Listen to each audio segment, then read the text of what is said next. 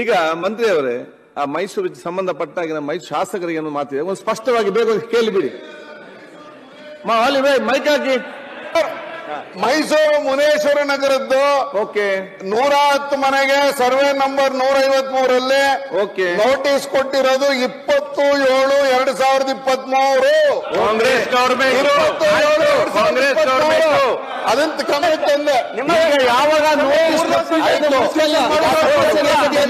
ಮುಖ್ಯ ಕೋರ್ಟಲ್ ಕೇಸಿದೆ ಇಲ್ಲೋ ಅದು ಕೋರ್ಟಲ್ ಕೇಸಿದೆ ತಾನೆ ನೋಟಿಸ್ಗೆ ನೀವು ಕೂತ್ಕೊಳ್ಳಿ. ನಾನು ಅದಕ್ಕೆ ಒಪ್ಕೊಂಡೆ.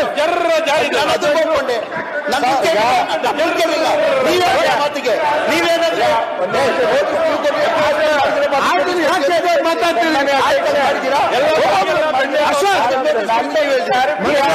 ಅಶೋಕ್ ಸರ್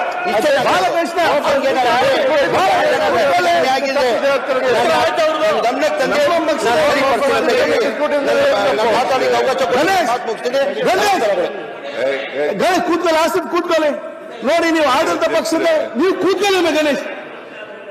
ನೀವು ಆಡಳಿತ ಪಕ್ಷದ ಮಂತ್ರಿ ಉತ್ತರ ಕೊಡುವಾಗ ಅವ್ರು ಏನದಂತೆ ಅಂತ ಕೇಳಿಕೊಟ್ಟು ನೀವು ಅಲ್ಲಿ ಎದ್ದು ನಿಂತರೆ ಆಗುದಿಲ್ಲ. ಮಾನ್ಯ ಅಧ್ಯಕ್ಷರೇ, 2-3 ವಿಚಾರಗಳನ್ನ ಬಹಳ ಸ್ಪಷ್ಟಪಡಿಸಿದ್ದಾರೆ ಮಾನ್ಯ ವಕ್ಫ್ ಮಿನಿಸ್ಟ್ರು ಮತ್ತೆ ಅಲ್ಪಸಂಖ್ಯಾತರ ಅಭಿವೃದ್ಧಿ ಮಂತ್ರಿ. 2-3 ವಿಚಾರಗಳನ್ನು ಬಹಳ ಸ್ಪಷ್ಟಪಡಿಸಿದ್ದಾರೆ.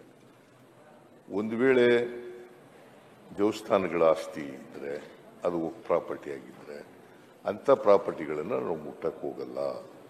ಒಂದು ವೇಳೆ ನೋಟಿಸ್ ಕೊಟ್ಟಿದ್ರು ಕೂಡ ನೋಟಿಸನ್ನು ವಾಪಸ್ ತಗೋತೀವಿ.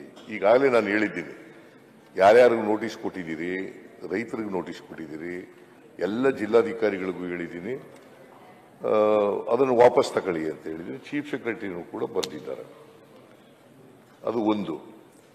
ಎರಡನೇದು, ಅದು ಮೈಸೂರದು ಒಂದು ಪ್ರಸ್ತಾಪ ಮಾಡಿದ್ದಾರೆ. ಅಶೋಕ ನಮ್ಮ ವಿಶ್ವೇಶ್ವರಯ್ಯನವರು ಮೈಸೂರದು ಒಂದು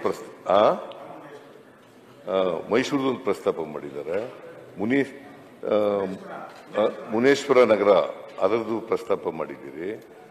ಆಮೇಲೆ ಶ್ರೀರಂಗಪಟ್ಟಣದ್ದು ಪ್ರಸ್ತಾಪ ಮಾಡಿದ್ದೀರಿ. ಚಿಕ್ಕಬಳ್ಳಾಪುರದ್ದು ಪ್ರಸ್ತಾಪ ಮಾಡಿದ್ದೀರಿ. Yes revenue minister Krishna Byregowda will reply your questions because he is the concerned minister also, revenue minister. ಯಾಕೆ ಕೊಟ್ಟರು, ಏನಾಗಿದೆ ಪರಿಸ್ಥಿತಿ, ಕೊಟ್ಟ ಮೇಲೆ ಏನಾಯಿತು, ಇದು ಎಲ್ಲ ಕಾಲದಲ್ಲೂ ನೋಟಿಸ್ ಕೊಟ್ಟಿದ್ದಾರೆ. ನಾನು ಈಗ ಅದನ್ನು ಮತ್ತೆ ಹಿಂದಕ್ಕೆ ಹೋಗಲ್ಲ. ಬಿಜೆಪಿ ಕಾಲದಲ್ಲೂ ಕೊಟ್ಟಿದ್ದಾರೆ, JDS ಕಾಲದಲ್ಲೂ ಕೊಟ್ಟಿದ್ದಾರೆ, ನಮ್ಮ ಕಾಲದಲ್ಲೂ ಕೊಟ್ಟಿದ್ದೀವಿ, ನೋಟಿಸ್ ಕೊಟ್ಟಿದ್ದೀವಿ. ಈಗ ನೀವೇ ಹೇಳಿದ್ದೀರಿ 2014ರಲ್ಲಿ ಮ್ಯಾನಿಫೆಸ್ಟೋನಲ್ಲಿ ನ್ಯಾಷನಲ್ ಭಾರತೀಯ ಜನತಾ ಪಕ್ಷದವರು ಹೇಳಿದ್ದಾರೆ, ರಿಲಿಜಿಯಸ್ ಲೀಡರ್ಗಳ ಜೊತೆ ಮಾತಾಡಿ ವಕ್ಫ್ ಪ್ರಾಪರ್ಟಿನ ಅತಿಕ್ರಮಣ ಮಾಡಿದರೆ ಅಂಥವ್ರನ್ನ ತೆರವುಗೊಳಿಸ್ತೀವಿ ಅಂತ ಹೇಳಿದ್ದೀನಿ. ಅದು ಮ್ಯಾನಿಫೆಸ್ಟೋನಲ್ಲಿ ಹೇಳಿರ್ತಕ್ಕಂಥದ್ದು. ಬೇಕಾದ್ರೆ ಓದ್ತೀನಿ ಅಂದ್ರೆ ಓದ್ತೀನಿ, ಬೇಡ ಅಂತಂದ್ರೆ ಬೇಡ. ನಾನು ಇದನ್ನ I do not want to make it in issue. ಇದು ಎಲ್ಲ ಕಾಲದಲ್ಲೂ ಆಗಿದೆ. ಒಂದು ವೇಳೆ ರೈತರಿಗೆ ತೊಂದರೆ ಆಗ್ತಾ ಇದ್ರೆ ಅಂತ ರೈತರನ್ನ ಒಕ್ಲೇಪಿಸ್ತಕ್ಕಂಥ ಕೆಲಸವನ್ನ ಮಾಡಲ್ಲ. MB ಪಾಟೀಲ್ ಕೂಡ ಬಿಜಾಪುರದವ್ರ ಬಗ್ಗೆ ಸ್ಪಷ್ಟೀಕರಣ ಕೊಟ್ಟಿದ್ದಾರೆ, ಇವರು ಕೂಡ ಸ್ಪಷ್ಟೀಕರಣ ಕೊಟ್ಟಿದ್ದಾರೆ. ಅವರು ಈಗ ಉಳ್ಕೊಂಡಿರ್ತಕ್ಕಂಥದ್ದು, ಯಾಕಂದ್ರೆ ಅಲ್ಲ ಮಾಡೋಣ, ಒಂದು ವೇಳೆ ಮಾಡದೇ ಇದ್ರೆ ಸರ್ ವಿಲ್ ವಿತ್ಡ್ರಾ